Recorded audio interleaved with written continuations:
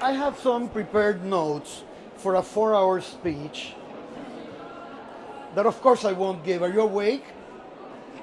Albert Einstein said that he knew of two things that were infinite: the universe and human stupidity. And these so-called human beings who want to mine the deep seabed certainly fulfill that prophecy. In the entire infinite universe, of which we know very little, and perhaps we know more about that than we know of the deep seabed, but in the entire known universe, which is infinite, think of this. Think of the biggest, the most infinite thing you can dream of, and it's bigger and bigger and bigger beyond our imagination. There's only one planet that harbors life that we know of. It's great to dream of living on Mars or to believe that ET exists. But so far, guys, I have bad news for you. Or good. There's only one planet in the entire known universe that sustains life. And that is planet Earth. And in that planet, 75% of the planet is water and oceans. How, therefore, can anybody even think about destroying, and for very little profit? Because if you told me, oh no, we're going to mine the deep seabed, and from then on we're all going to be billionaires, so we can keep on destroying even more of the planet with that money. If that were so, someone could perhaps make the case that there is so much money to be made that we have no alternative but to commit ecological suicide in our quest and our endless thirst for being rich beyond our wildest dreams. But this is not so. In their wildest expectations, the new pirates of the Caribbean and other cutthroat creatures, in the correct plurality, who are behind the deep sea mining, these are empires of greed and corruption that are disguised as corporations, because they do not want to go out there and make an honest buck. What they want to do is to get licenses to kill our seabed, to kill biodiversity, to kill our oceans, and to kill us too, because we hang in the balance. If we destroy the deep sea or the mesopelagic zone, which will be utterly affected if deep sea mining ever comes through, then we're next. This is why I do not understand why, if there is so little real money to be made, except for a few of these environmental assassins, why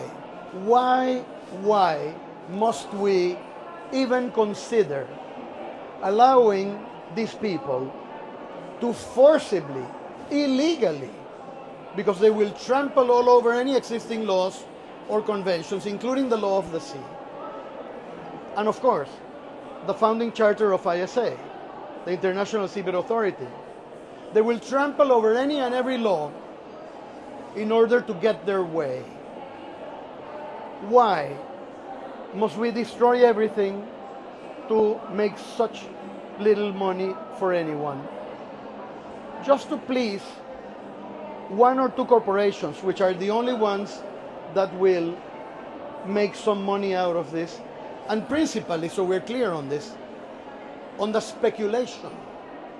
So, zero value added to humanity, zero value added in terms of profits, zero value added in terms of progress, and the other side of that coin, terrible destruction of areas that harbor incredible biodiversity and that are incredibly important to sustain our ocean. So in other words, guys, I basically am brought to this event so that I can tell you what you already know. We are not stupid. We are not politically correct. I know about these things because I used to be a politician. But I have since recovered and I am on the wagon. No more political correctness. truth. And what I'm telling you is the truth you already know. But still, you want me to come here and tell you what you already know. Okay, I don't mind. On one condition, and I end with this. When you live here, and when you go back home from Abu Dhabi, do what you know you have to do. Do everything you can to protect our oceans. Do everything you can to pressure your government or cajole into making sure that we never get deep sea mining, at least until we have a precautionary pause. I have proposed a very sensible precautionary pause, which I'm sure that Vanuatu and Palau and Hawaii will love, of some 3,000 or 4,000 years. Well, we figure it out. Because have you noticed that they always do it the other way around? They always say, let us destroy everything and then we'll talk to you later. Don't worry, it's a little pause. Okay, great. Let's do a little 3,000 or 4,000 year pause while we gather our thoughts on seabed mining and our own morality. This incredible species, us, the most destructive ever to walk this earth, and the most, well, Einstein said it, because we're so stupid that we destroy our own habitat. And so, it will not happen. Why? Because you will go back home and you will do your job. International conventions, by the way, are very important, but not as important as getting the job done in Portugal, as you are doing in Fundación Azul.